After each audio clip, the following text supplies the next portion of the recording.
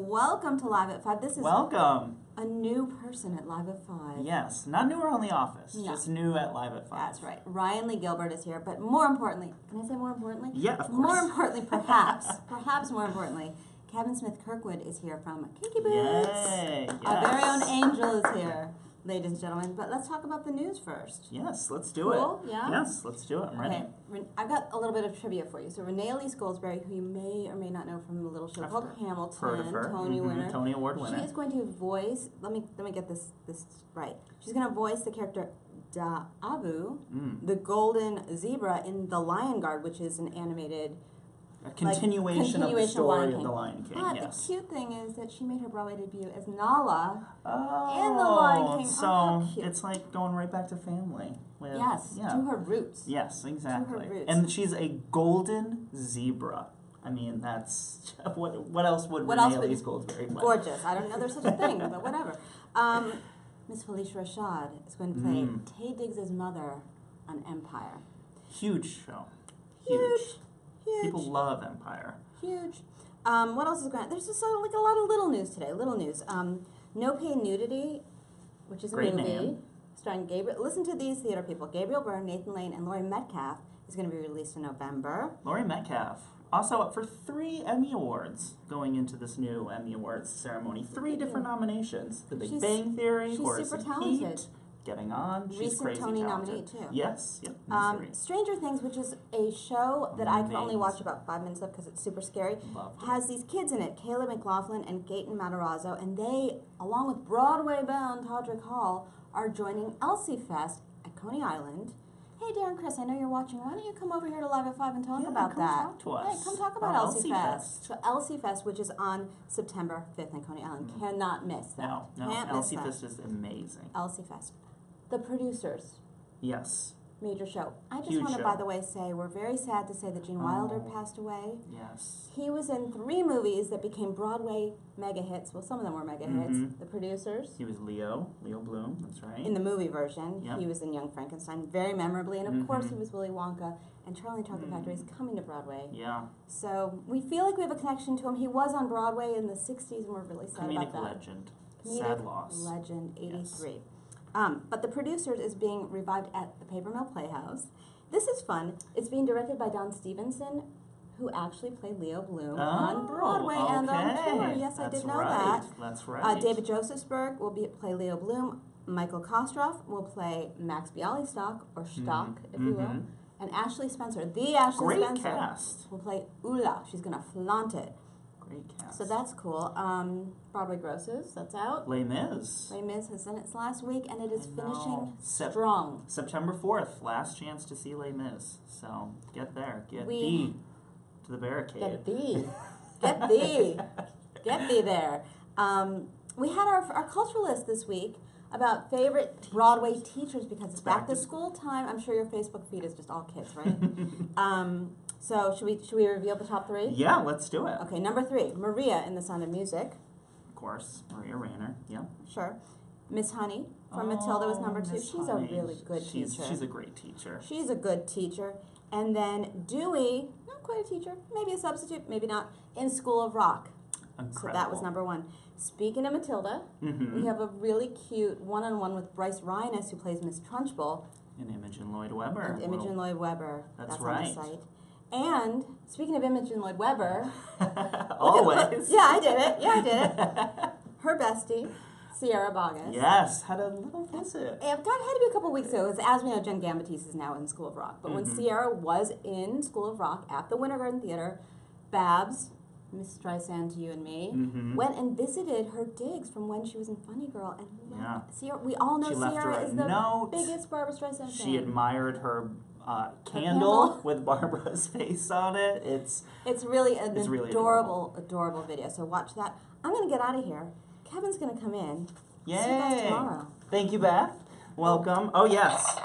Lots of applause. This was in Kevin's rider, as he said. You have to have these things. Kevin Smith Kirkwood, thank you so much for joining us. A pleasure. Thank you for having me. Live at 5, Kinky Boots. He's one of the angels in Kinky Boots. How are things going over there at the Al Hirschfeld Theater? Things are going like gangbusters. People are still lining up, loving the show, loving the message, cheering us on, and we're having a blast doing it. So yeah, you've got some exciting news also at Kinky Boots. You've got Todrick Hall joining your cast very soon. How excited are all of you for that? The building is a buzz, let's just say. Trust. I love Todrick. He's love wonderful. Everything he's done. Love the Oz album. Oh, yes. Yeah. He just wrapped up that tour straight out of Oz that he was doing, and so now heading right over onto Kinky Boots, returning to Broadway. Yeah, we're lucky to have him. Did you happen to see him when he was in The Color Purple or Memphis? I didn't. Actually, though, I went to see Memphis once, and I think he was a swing, because I think I remember him sitting 2 rows behind me as I watched the show. He wasn't on that night. Or maybe he was just in rehearsal still, but that's my connection to Todrick and Memphis. Well, you'll get to be fast friends very soon, I'm sure. Absolutely. I'm sure. And now, besides Kinky Boots, on your one night off, Wednesday, you're doing something else a lot of fun. What is that? Well, tell everyone. I'm doing a show called Classic Whitney Alive. It's a tribute show to the one and only Whitney Houston. It's our triumphant return to Joe's Pub. We premiered it last year, and then we played the Cutting Room and a few other places. I also just returned from a cruise ship. Oh, I saw that. Sailing the Mediterranean doing the show. Bad gig. Yeah, it was tough, It's tough, but you persevere. But yeah, I'm excited. Wednesday night, 9:30, Joe's Pub. Yes, go see it. I love the title of this, Classic Whitney Alive. And sort of explain, it's an interesting concept that you do with this. It's not just you standing up there just singing Whitney tunes. There's a whole story behind it. Can you explain what that is? Sure. I wanted to give the show a theatrical conceit. So I came up with the idea that Whitney is reincarnated in my body to do a one-night-only retrospective concert of some of her favorite live performances. So what we do is I take bits of her banter and interviews that she's done for the script, and then we do these arrangements, arrangement for arrangement, bit for bit, riff for riff. Oh my gosh, and that's such a cool idea. Yeah, that's how I came up with the idea. And there are a couple of other people too that show up as, I think, her brother and Gary Houston makes an appearance. Bette Sussman, her longtime piano playing friend, blonde sister, who also plays for Cyndi Lauper. I love her. And of course, Cissy Houston and Bobby Brown makes an appearance. Of course, Rashad Burroughs is amazing as Bobby Brown. Were you always sort of obsessed with Whitney Houston, or was it something you discovered her later? How was? No, always. When I grew up in the 80s in Ohio, and it was sort of at the height of her fame, and in the community where I came from, people like her and Michael Jackson, the barriers they were able to break and with their talent and their beauty was an inspiration to people that I knew. And so I was always a high belter also, and I sang in church like Whitney. So I just immediately started emulating her voice and singing her music very early on. I was obsessed. I can remember renting The Bodyguard with my mother and just falling in love with Whitney. I can see it in my mind's eye. How can you not? What is your favorite Whitney song to sing? What's your favorite moment? I mean, I guess it's expected that I would say I Will Always Love You. I mean, it's everybody's favorite song. I remember the first time I heard it. I think I watched your video on loop 3 times. It gets in your ear and your heart. But I also love singing Saving All My Love for You. That was one of the first songs that I ever heard of hers. And we would run down to the neighbor's house who had a record player. Judy, I don't know if you're watching, Judy Jordan. And she would play the record, and I still remember the sound of her voice coming from that record for Saving All My Love for You. So that's another favorite. But more importantly, what's your favorite song? What's your favorite outfit to wear as Whitney Houston? Well, listen, Whitney loved a gown, of course we're going to have a gown or two. But really, she also loved to rock a bodysuit. Those just pantsuit, long sleeve, lace or sparkles. So we definitely have a new bodysuit. So lots to see.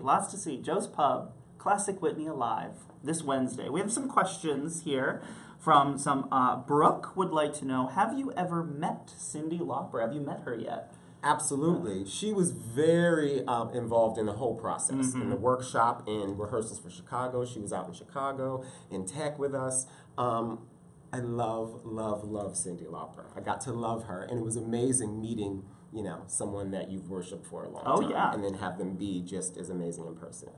Yeah, she she's is great. she is incredible. There, people talking about Beauty and the Beast are here. All sorts of lots of fans saying hello. Kevin, Billy saying hello. Yes. Let's see. People want to know where Imogen is. Imogen's not here today. Oh, next Sorry. time. So let's talk a little bit more about Classic Whitney Alive. Where did the sort of idea come from for you to sort of frame the show in the way that you have?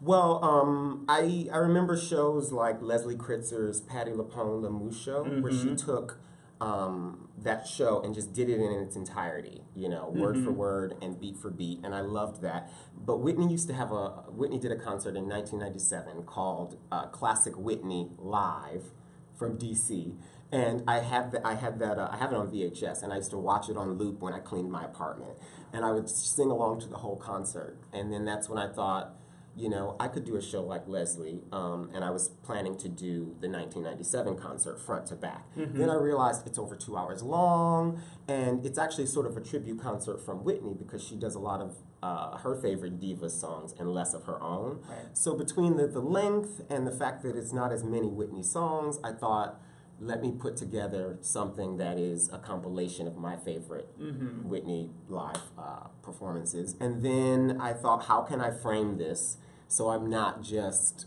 like you said, getting up and singing some Whitney songs. And I knew I wanted to do it in drag as Whitney. Of course. So I just sort of brainstormed and came up with the idea. I was, what would it feel like if I could actually channel Whitney Houston in my body? And I just ran with it. And you've brought your Whitney to a couple. You said on a cruise, but thought there was an America's Got Talent moment, right? Where you were as There Whitney? was an America's Got Talent moment. So people love your take on Whitney, which is it's got to be It's very the rewarding. biggest compliment. It's the when someone says to me that they feel that Whitney was in the room and that she would be proud and smiling. It just does That everything must- from my heart. Really. I believe it. Yeah. Kira would like to know, what is your favorite Broadway show? Ooh, that's tough. I mean, I feel like I'd probably have to go back to my first Broadway show, which was Rent. It had just opened, and I just moved here to go to Fordham University. I'm aging myself, I know. But I had just moved here, and you know, the city and the energy, and I felt like I wanted to be one of those quirky, you know, weird kids, and I identified with it so much, just loved it. I think I saw it like 20 or 25 times from the front row because they had those cheap tickets, and I was infatuated. So I'd probably have to say Rent's a great answer. Actually, so I cover a lot of the tour stuff here, and so Rent is going on a 20th anniversary tour starting this fall, September 20th. It kicks off. I think they're going to over 60 cities across the country. Wow. Which is, so if you're not into Rent yet, get into Rent very soon. Get into it. What's your favorite TV show? Brooke would like to know. You know, right now I've really been obsessed with Empire. And we were just talking about that earlier. I'm excited about Felicia Rashad joining the show, Tay Diggs. Leslie Uggams was on last season playing his mother. She's incredible. I got to see her at 54 Below live once. Oh, it was amazing.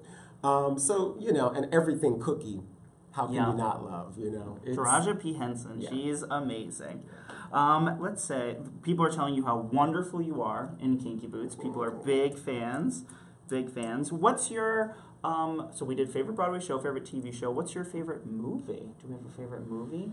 I'm gonna keep it old school. Coming to America. Eddie Murphy and Arsenio Hall. Choice. Again, Yes. dating myself, but I'll take it.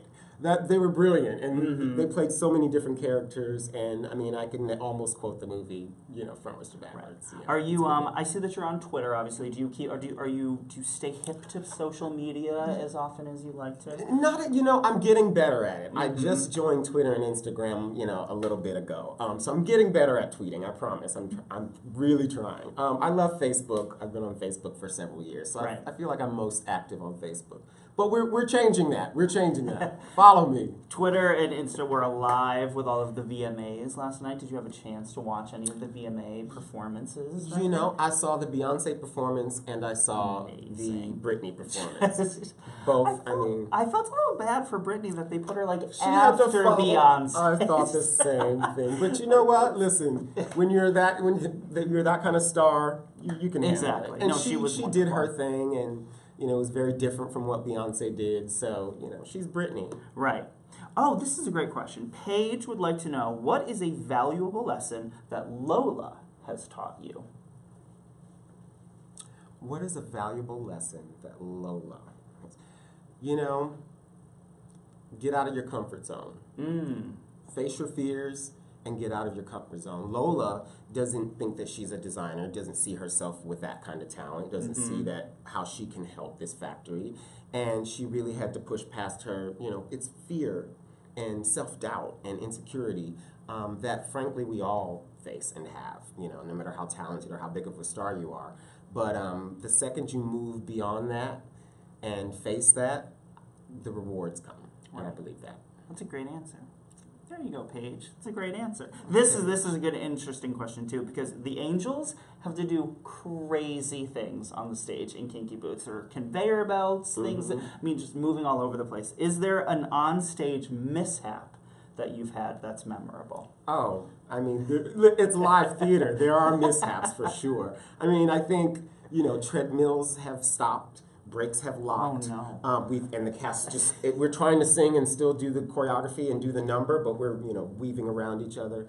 My favorite and least favorite is probably what we're doing. The Sex is in the Heel, and then we do bum bum bum bum bum ha, and we do this head flip, and my whole wig and microphone just left my head. Flew to the ground, and our microphones are in our wigs, so it took the microphone, wig prep, and everything, and I was just bald as the day is long. And you know what? I finished that number anyway. Of course, the show always must go on. But it was not ideal. It was not ideal. Would you like to start? Billy would like to know. Would you like to star in a revival of Andrew Lloyd Webber's The Wizard of Oz for Broadway next season? It's a very specific question, Billy. Who would I like to star, or would I? Would you like to star? Of course. Yeah, who's going to say no to an exactly, Andrew Lloyd? Exactly. Are you kidding me? And I love that story. We all love the Wizard of Oz story. If you could perform any role in any musical, what would it be? Any role in any musical. Wow.